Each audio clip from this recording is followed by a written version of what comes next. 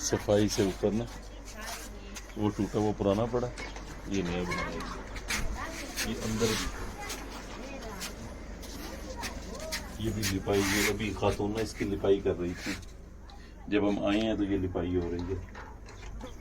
शादी का इंतज़ाम देखें, ये लोग शादी के इंतज़ाम में ये तगारी में पड़ी हुई है मट्टी।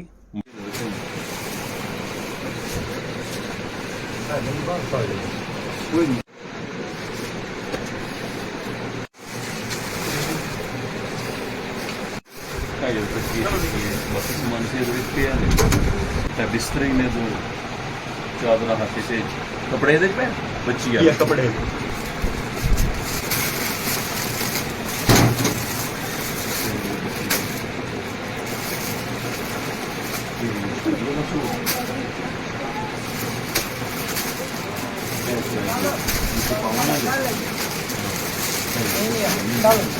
तो परेशान हो गए।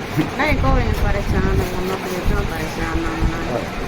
काटा भला हो गया, अल्लाह का ढेर देवे। ये पूरा सेफ्टी ने ये था चमचियां था।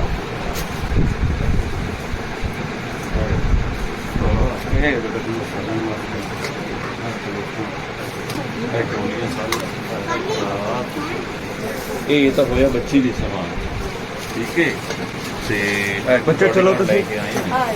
आइयो ये ना नहीं इधर ही है। अच्छा बच्ची की दे मां खुश है, रिलैक्स है। 10,000 है कोई शय तो अपनी लेनी हो ना, मेकअप दी कोई जुत्ती कोई शय कोई बाकी ज्यूलरी शूरी लेनी हो वो दिखण ही नहीं, अम्मा ना दे छोड़ी।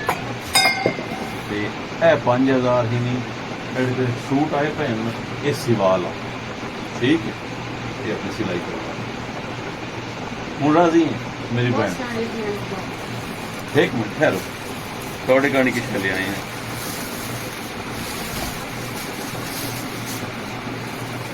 इस थोड़ा ना ये शादी का नहीं है, ये थोड़े घर का जड़ा है ना राशन।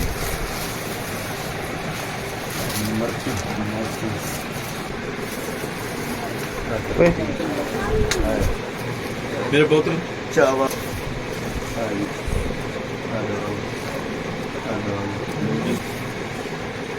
मसूर की दाल ही गरम मसाला ही खुश हो। बाकी हूँ तुम ना शादी वाले दिहाड़े ना ये 2 देगा ते 300 रोटियां समेत अपड़ वैसी आ पा के देसी 600 तक बंदा भी नाल है जो वरतवा देसी नाल बह के सियाणा ते नाल वाते बांडे चा के लै तुसी इन्हां इनक शह नहीं देवनी, ठीक है ना।